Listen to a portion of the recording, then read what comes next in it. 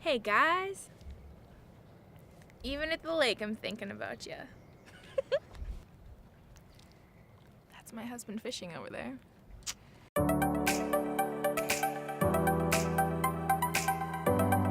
Hey guys, today we're talking about how to spend quality time with your kids individually while still balancing out your family time and time with your spouse. So, this is something that I'm not very good at yet. I am still a major work in progress at spending one-on-one time with my kids. That's super intentional.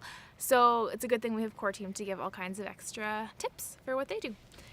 So here's our 3 tips on how to spend time with your kids individually while maintaining your family life and dating your spouse. So number 1, make traditions. Go on a monthly date with your kid. Take turns with your spouse where one of you goes one month and one of you goes the next month, and then you trade off so that they get quality time with you each other month, and you each take one kid a month. So if you have 3 kids, then you go out 3 times a month where you go on a date with one kid, and it works that way while your spouse takes the other kids. These don't have to be a big thing. They can be as little as going out to MJ's for waffles, going to Tim Hortons for breakfast, going to McDonald's for lunch, whatever you decide. If they're in school, once a month lunch, that's a good idea from Ladon, that you just go out once a month for lunch, and it doesn't take that much time. It's an hour, and then you bring them back, but you've had that intentional time with them. It doesn't have to be huge. Figure out what your kid likes and go from there. If you have a kid who's very interested in some sort of activity, make that your monthly thing that you do with them. One of the biggest things is to have a set time where you know and they know that they're going to get invested in and have all of your attention just on them, and then the rest of the time it doesn't have to be as big of a deal because they know they get this bigger thing in the month. Our tip number 2 is realize what matters more than the amount of time. It's quality over quantity. So it doesn't matter how many dates you go on in a month. It's how much you've put aside everything else that you're doing and actually focusing on giving your kid your full attention. And sometimes that will mean that when you see that your kid needs a little more one-on-one time during the day, that you stop and put aside whatever you're doing and spend that 15 minutes just listening to them or paying attention to them and ignoring everyone else so that they feel heard and connected with, but that it doesn't have to be a big thing because it's investing in the ways they need. Every kid has different love languages and different ways they need their needs met. And so you have to figure out what it is that fills that tank for your kid. I have one kid who loves to tell stories.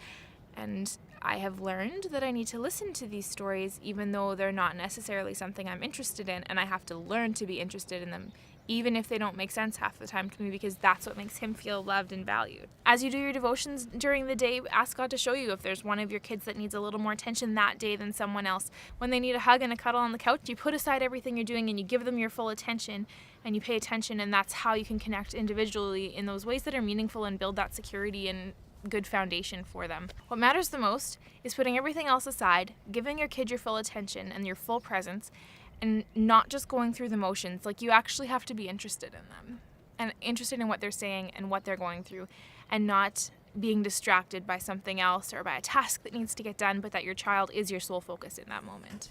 Do you know how to fish? Tip number 3, go with ups and downs of your season. Everyone's in a different season of life, and sometimes your life will look drastically different than it did the month before. When you have a crazy chaotic time of life and you feel like there's not enough time to connect, then what you can do is take those things that have to get done, like doing the dishes and clearing the table. Geraldine had a great point when she talked about how she could spend the 15 minutes cleaning up after supper, talking to her daughter, and they could have 15 minutes of intentional time together while they did a task that needed to get done. So she was teaching her, spending quality time investing in her, and just having that bonding time alone while they did something that had to get done anyway. And so that was actually a great way to intentionally invest in her. So do that. I'm so distracted. So our bonus tip is spend time with your spouse and intentionally schedule that time too. It doesn't have to be big dates, especially when it's hard to find a babysitter.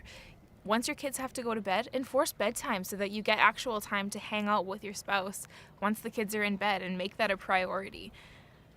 Be intentional. Everything's about being intentional for me this summer. So, yep, that's what you should do too, because clearly any word for me is for you.